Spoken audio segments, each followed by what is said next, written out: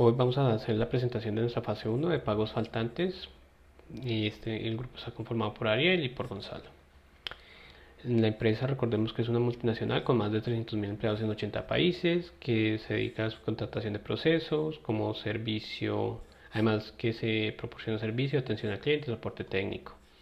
El problema es que hay 400 personas que quincenalmente se ven afectadas por varias circunstancias y su pago se vuelve a hacer cada 15 días. Esto genera a la empresa un proceso, o más bien un reproceso, volver a calcular toda la nómina, la seguridad, y más si es a mitad de año a final, donde puede ser más costoso. Nuestro objetivo es poder disminuir este proceso y corregir oportunamente. Ahora vamos a los datos. Vamos a hacer uso del Pandas Profiling.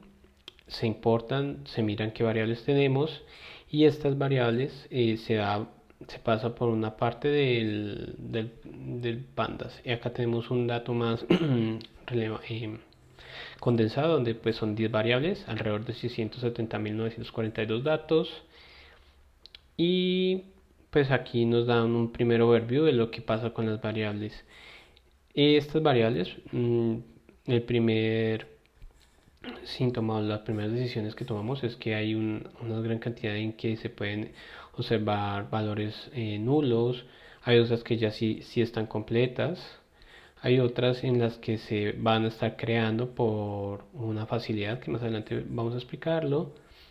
Otras que las fechas están completas. Por ejemplo, hace falta, hay información que no está de acuerdo a lo que se necesita en la nómina de pago que corresponde al pago del día oficial, también estaba incompleta, y se tomaron las siguientes decisiones. Ya identificadas las variables y con respecto al diccionario de datos, IDCCMS viene siendo un factor relevante en que pues un único empleado pues es relevante para la compañía pero no para nuestro algoritmo, será quitado.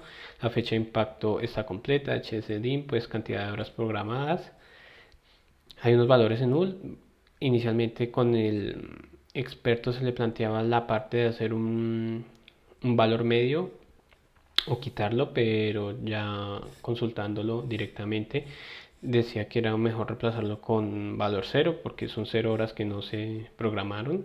Igualmente con staff time representaba un 68% en que se acuerda con el experto también volverlo a cero. Son 0 horas trabajadas, es correcto y podemos seguir con ello.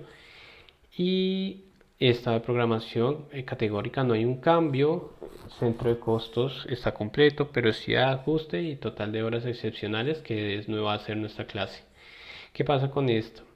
Mm, el data profiling nos muestra en qué total de horas el 99.99 dio 0, significa que sí fue un valor válido, o sea, un pago que sí se hizo, pero el resto no. Entonces aquí también debemos tener muy en cuenta que la clase está desbalanceada y que nos va a influir dentro de las decisiones que tomemos más adelante. Ahora bien, ¿qué fue lo que tomamos en cuenta? Y con respecto a cada variable, pues se hizo una imputación de que, bueno, más bien una extracción primero, quitamos el código porque no es relevante, se hizo la imputación de los números ceros a los faltantes, a los que estaban nulos, por ejemplo staff time, donde antes estaban nulos, ahora se colocaron ceros con base en lo que nos contaba el experto. Pues ya periodicidad confirmamos que es quincenal, se vuelve constante, aunque se hizo el cambio se debe quitar porque ya no genera valor dentro del algoritmo. Y total de horas excepcionales, debido a que el profiling nos mostraba que el cero era correcto y los demás eran pagos diferentes. Entonces creamos una variable donde se expone que cuando es false es que no hubo un problema, y uno que sí hubo un problema. Entonces con ello podemos dar una mejor viabilidad al asunto. Aquí podemos dar un ejemplo, y en este punto se toman las decisiones en que debemos hacer un balanceo, y este balanceo va a ser de dos formas. Quitando pues claramente la primero horas excepcionales, ya no tendríamos que tener en cuenta esta tabla, esta columna, sino con base en este booleano, y se hará ya sea por sobremuestreo o por medio del el ajuste de hiperparámetros dentro del algoritmo. Esto será detallado más adelante. En este momento estamos en la definición correcta del algoritmo y las pruebas de los mismos para contener y dar una aproximación mejor de cuál sería el algoritmo que pueda generalizar mucho mejor este problema. Muchísimas gracias.